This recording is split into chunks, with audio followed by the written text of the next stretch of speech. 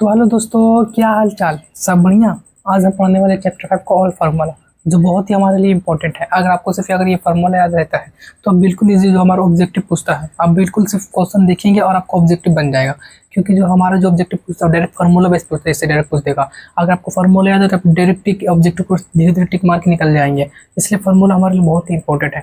इसलिए मैंने आपको कुछ जो मतलब चैप्टर 5 को जो हमारा इंपॉर्टेंट फार्मूला हो वो सब मैंने आपके लिए लिख के लाया है। तो चलिए हम पढ़ेंगे इस क्लास में पूरा चैप्टर 5 को ऑल फार्मूला। तो चलिए हम फार्मूला पढ़ते हैं। तो सबसे पहला हमारा फार्मूला है डी बाई डी एक्स। हमको पता है कि चैप्टर 5 का फार्मूला है, जिसका नाम है डिफिनेशन, या उसको हिंदी बोलते हैं अवकलन। तो चलिए, हमारा सबसे पहला फार्मूला है डी बाई डी एक्स निकालना एक्स पावर एन का। अगर हम डी बाई डी एक्स निकालेंगे एक्स पावर एन का, तो इसका होता है जो एन है पावर में वो एन आगे जाएगा और एक्स यहाँ पर जाएगा और पावर पर जाएगा एन माइनस का 1। हमारा जो दूसरा फार्मूला हमारा है डी बाई डी एक्स निकालना हमको अचर मान का। अचर मान मतलब कि कोई भी अंक या कोई भी डिजिट हो, चाहे ए बी सी डी हो, चाहे और अंक मतलब कोई 1 2 3 से लेकर जितना भी अंक हो, अगर उसका हमको निकालना है डी बाई डी एक्स, उसका अवकलन क्या निकलेगा? 0। अगर हम डी बाई डी एक्स निकालेंगे log x का तो निकलेगा 1/x। अगर हम डी बाई डी एक्स निकालेंगे रूट एक्स का तो निकलेगा 1/2 रूट एक्स। इसी तरह से हम 5वें नंबर पे आते हैं। तो अगर हम डी बाई डी एक्स निकालेंगे a पावर x का तो निकलेगा a power x log a।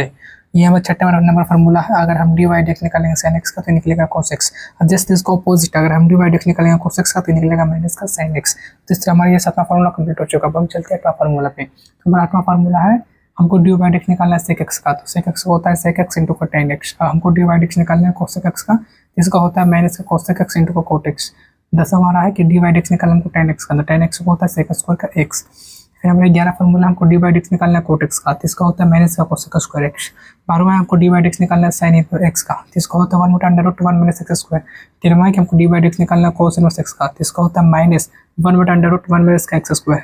14वां number है कि हमको डी बाई डी एक्स निकालना है sec इनवर्स x का, तो इसका होता है 1/x under x square minus का 1। तो ये हमारा 14 फार्मूला है। अभी और हमको 5 फार्मूला और लिखना है। तो चलिए मैं 5 फार्मूला और भी लिख लेता हूँ और मैं आपको भी पढ़ा लेता हूँ। आपको मैं बता दूँ, ये बहुत ही इंपॉर्टेंट वीवीआई फार्मूला है। अगर आपको ये फार्मूला याद रहता तो बिल्कुल आप अपने objective 2 marks subjective 5 marks subjective easy बना सकते हैं। आपको तो एग्जाम में जो एग्जाम होता है वो डायरेक्ट आपको जो क्वेश्चन पूछा ऑब्जेक्टिव का डायरेक्ट दे देगा कि डी बाई डी एक्स निकालना है sin x का। अगर आपको पता है कि D by D x sin x का क्या होता है, जिससे D by D x sin x का होता है cos x, डायरेक्ट आप टिक मार के वहाँ से 1 नंबर आप ले सकते हैं।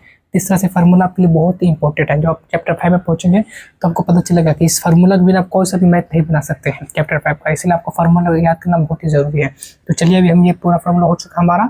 ये 5 फार्मूला हमारा और बचा, उस 5 फार्मूलों को भी हम क्या करते हैं, लिख लेते हैं। चलिए दोस्तों, हमारा 15 नंबर फार्मूला है। 15 नंबर हमारा फार्मूला है डी बाई डी एक्स निकालना है cos इनवर्स x का। तो cos इनवर्स x का डी बाई डी एक्स निकलता है -1/x under x square minus 1। और हमारा 16 नंबर फार्मूला है कि हमको डी बाई डी एक्स निकालना है tan इनवर्स x का, इसका होता है 1/1 प्लस x स्क्वायर। और 17 नंबर फार्मूला हमारा ये है कि डी बाई डी एक्स निकालना है cot इनवर्स x का, इसका होता है -1/1 प्लस का x स्क्वायर।